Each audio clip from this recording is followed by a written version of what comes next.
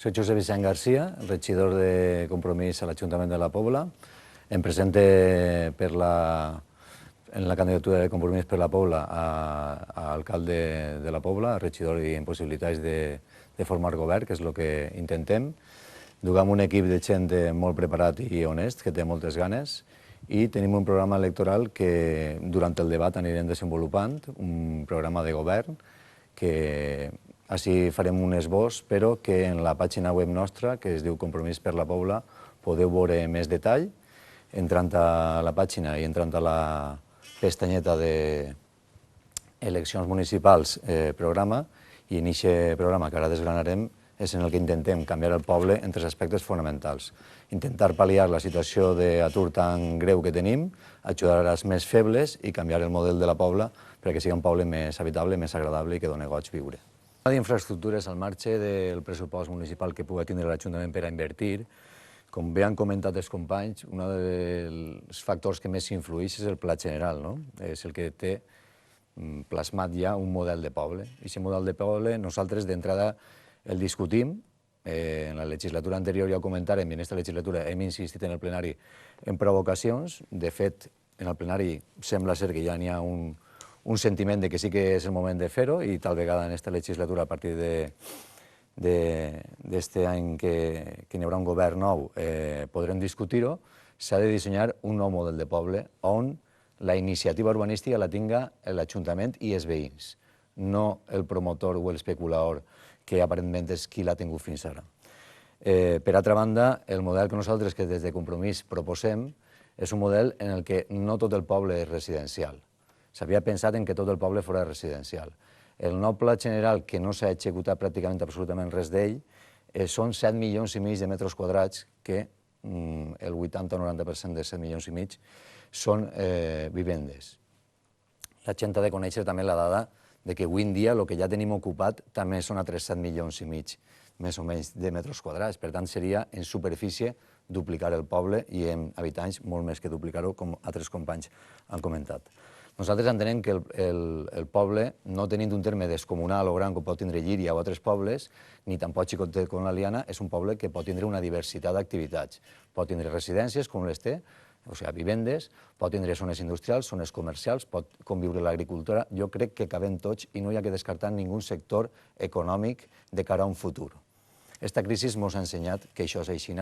Duien temps dient-ho, però ara crec que ho reconeguem quasi tots.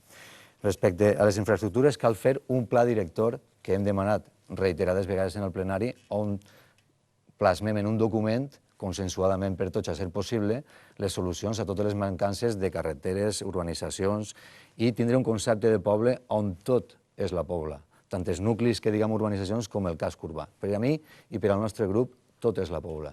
I hi ha que resoldre aquesta comunicació que avui en dia no està ben resolta. Dins de les infraestructures també m'agradaria comentar que aquí no saps ben bé com quadra, però igual que han tret el que hi ha vivendes abandonades o per acabar, o cementeris de vivendes, la vivenda, no sent una competència nostra, tenim que resoldre el problema del dret a l'accés a la vivenda. I hi ha persones que l'estan perdent i nosaltres hem de posicionar. L'Ajuntament ha de fer força perquè aquestes persones el dret el tinguin garantit, ja que les autonomies i l'Estat no el garanteix. Nosaltres tenim que fer alguna cosa al respecte.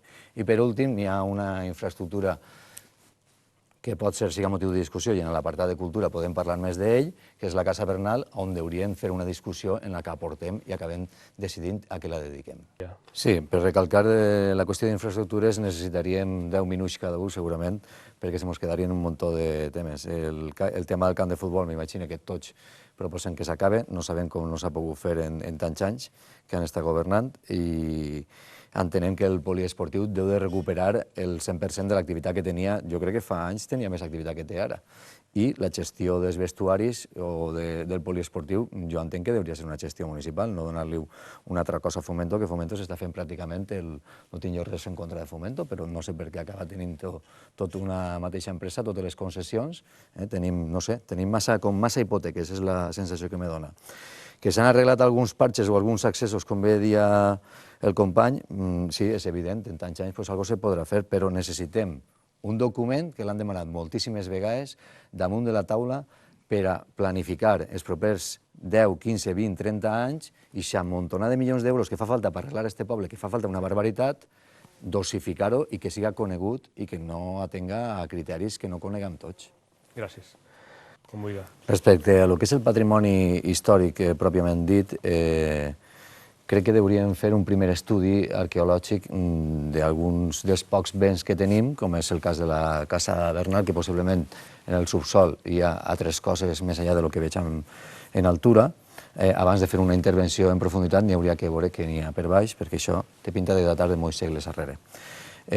La cisterna del poble també està soterrà, està amagat, en teoria entenem que és de l'època àrab, per lo que venen a dir els historiadors, i és un patrimoni que tenim soterrat, no existeix si no el recuperem. En la Casa Bernal, o on convinga, haurien recuperar l'arxiu històric, que ja té un xicotet fons i que estiguera accessible als estudiosos que li poguera fer falta, i un arxiu fotogràfic que també estaria molt bé. El patrimoni que ja tenim recuperat com la Casa Gran se li hauria de donar molt més ús, no només l'ús de museu, sinó que hauria tindre un paper en actes, en activitats de tot tipus. I n'hi ha un altre patrimoni que no és l'històric, que és el patrimoni municipal del sòl, que tenim moltes parcel·les que, per desgràcia, per el sistema de desenvolupament urbanístic que ha dut la Pobla, estan atomitzades. N'hi ha moltes, però molt menudetes. Sí que és de veres que en alguns casos, a molts dels nuclis perifèrics del poble, se li podria donar un ús en instal·lacions esportives de proximitat o locals socials. Clar, tot això necessita un pla perquè no es pot fer en 4 dies ni en 4 anys. Respecte a l'esport, que jo el ficaria dins d'aquest apartat, perquè per a mi és cultura, és educació, és sanitat, és salut, és moltes coses, i tant en la cultura com en l'esport, com en quasi totes les activitats on hi ha associacions dins del poble, entenem que aquestes associacions, siguin les esportives, siguin les de festes, siguin les de xarxa social, siguin les culturals, haurien de tindre un paper major en l'activitat social del poble. Hauria d'haver un Consell de Cultura, en les associacions de cultura, un Consell de l'Esport, un Consell Educatiu, i aquests consells el que haurien fer és, a banda de ser consultius, anar guanyant protagonisme i tenint cada volta més capacitat d'administrar part del pressupost municipal. En funció de com siguen les seues activitats, una part del pressupost d'esports l'administrarien les associacions esportives. En el tema de la programació cultural, exactament el mateix, i hi hauria que arribar a un equilibri entre la tradició i la modernitat per respectar totes les tradicions culturals que nosaltres aboguem absolutament totes. Les que s'han de potenciar o mantindre són les que la gent vulgui en les associacions de festes que n'hi ha. O sigui que ahir no hi ha discussió que valga. Com han dit en l'esport, és una pena que no tinguem un poliesportiu com cal i hauríem fer una setmana esportiva com cal, que realment fora atractiva, tornar a ser el que potser en alguna altra època poguera haver sigut, inclús millorar-la, que la gent participi, que tingui incentius en participar i que realment l'esport se convertisca en algo habitual, no només de la setmana, o no només de la gent elitista, o no només de la gent que pot pagar-se una pista, sinó també les pistes de proximitat. Cal aprofitar aquestes parcel·les que dic que tenim ocioses per a millorar els serveis de proximitat, siguin esportius, siguin educatius, com molts companys han comentat. Cal millorar les comunicacions, com hem comentat abans en un pla director, per a que realment la gent, visca on visca del poble, senta que pot comunicar-se i relacionar-se i saber quines activitats s'estan fent. És de veres que avui en les noves tecnologies tenim molta informació, però el pas d'anar a un lloc i estar en una activitat és l'important i el que al final queda. En el tema educatiu cal fer una aposta molt forta per l'educació de qualitat. Nosaltres tenim competències en l'educació de 0 a 3 anys de moment. Possiblement això pugui canviar després de les eleccions perquè en la Generalitat possiblement mani alguna diferent i ho canvia. Però de moment tenim l'escola municipal i tenim que actuar en la qualitat. L'escola d'adults, el mateix. La divisió que tenim d'escola d'idiomes, exactament el mateix. Potenciar la qualitat i donar beques als joves que estudien, que realment treuen uns bons resultats i que tinguin una ajuda en els desplaçaments i demés. Gràcies. Moltes gràcies. Continuem amb el candidat de Compromís, Josep Vicent Garcia. Molt bé, en aquest últim bloc, des de Compromís, el que volem destacar és que estem en els que més necessiten que els ajudem. Són la gent que no té ocupació, que no té feina, i les persones que, degut també a no tindre feina majoritàriament, ho passen especialment mal perquè no tenen recursos, no tenen per a nutrir-se, es poden tallar la llum, perdre la casa. O sigui, la casuística la coneguen tots i és molt ampla. Abans comentàvem que érem referent en algunes qüestions. No ho sé. El que sí que tinc clar és que en atur també som referent a la comarca Tenim 2.275 aturats segons l'EPA de final del 2014 i ara en aquest trimestre del 2015 ha variat, crec que 6 o 8 persones, o sigui que sí que són referent al respecte, el 27% d'aturats. Si mirarem la franja de jóvens, se n'apuja al 55 o al 60%. És una cosa bestial. Nosaltres tenim que estar al costat de la gent que pateix. En els afers socials, el que entenem és que mentre dure aquestes circumstàncies de crisi, que tot i que ens estan dient que ja estem eixint de la crisi, els damnificats i els que han sofert aquestes seqüeles de no tindre feina, de no tindre recursos, van a seguir estant ahí i tenen que eixir tots junts. Per tant, la dotació pressupostària del municipi en afers socials, que l'acció directa d'aquest $100.000 o $200.000 que se gasta l'Ajuntament pot estar en uns 800 o 900.000, entenem que se hauria supradotar. Una part dels diners que s'han aconseguit tindre en els dos últims exercicis degut a que s'hem apretat el cinturó perquè estàvem intervinguts i perquè era el que tocava, han tingut un superàvit 2 anys seguits d'1,5 milions aproximadament i s'han destinat a tornar préstecs. Nosaltres entenem que ja és hora, ja està bé, ja se hauria haver fet en l'exercici anterior de destinar una part important d'aquest 1,5 milions d'estalvi a la gent que més pateix.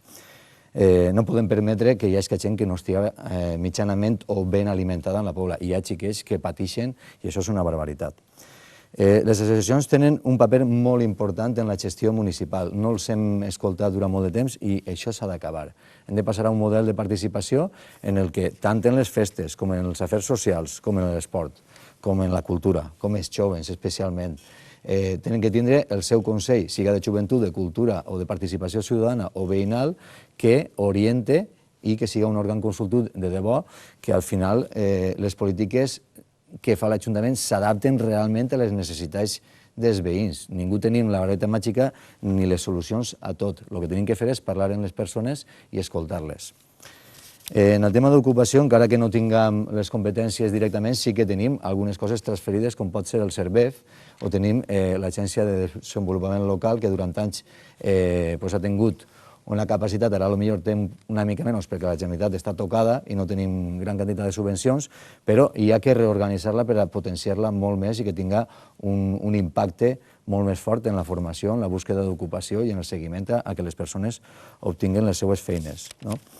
En la gestió purament dita, és increïble que en la Pobla tinguem gent que no tinga aigua potable en sa casa, gent que no tinga el dret de la vivenda cobert, i en això hauríem fer una especial força. Respecte a l'IBI, duguem una legislatura sencera dient que hi ha que revisar-lo. Este any 2016 entenem, o el 2015 ja se podria fer el treball de la ponència d'elaboració de valors per a que els veïns de la Pobla pagaren menys. Nosaltres farem l'aportació, i així s'entenguem al plenari, que se hauria de parar de pujar l'IBI a les persones.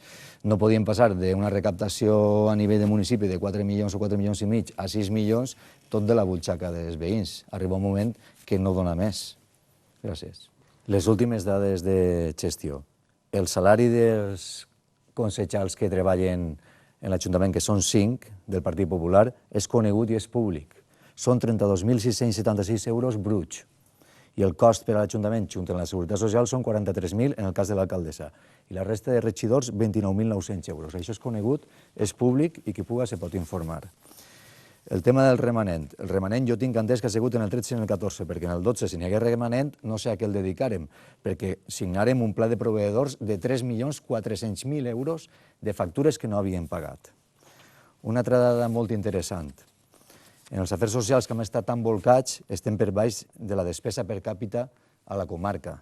El nostre és 53 euros per habitant i a la comarca està en 57 o 58 euros. N'hi ha pobles que estan en 67, com Riba-roja, i n'hi ha pobles ja que destaquen, com Benaguasil, que està en 107. L'últim missatge és que votar Compromís és votar gent poblans, siguin d'urbanitzacions o siguin del casc urbà. No anem a fer més distincions en això. Crec que aquesta hauria de ser l'última legislatura en què fem aquesta distinció. El poble és únic i nosaltres tenim una candidatura, tots de poblans, que són gent honesta, preparada, que té ganes de canviar el poble i de fer un altre tipus de polítiques que facin que se sentim orgullosos del nostre poble. Votar Compromís és votar per aquesta gent honesta, i jo entenc que la gent del poble és honesta i que està farta de lladres. tenim en compromís una idea molt clara, i és que hem de fer un poble nou on hi hagi nous llocs de treball, on hi hagi un urbanisme nou, on hi hagi una manera de gestionar nova. Per tant, hem d'estrenar poble. Després, una cosa molt important és que votar Compromís és votar a gent que no viu de la política, que està en política perquè té ganes de dedicar el seu temps a millorar el benestar de la gent, dels seus veïns. Som gent com vosaltres, volem fer un poble que doni gust de viure, i per últim un missatge optimista, i és que la Pobla geogràficament està en una bona ubicació, està ben comunicat en València a nivell de carretera, en altres aspectes no. En la comarca hauria de tindre un paper central i ser motor de la comarca. Tenim una comarca que ja pesa molt i tenim que aprofitar aquests potencials que tenim i llevar-se les rèmores que tenim. Per tant, vota Compromís, sigues valent i estrena poble.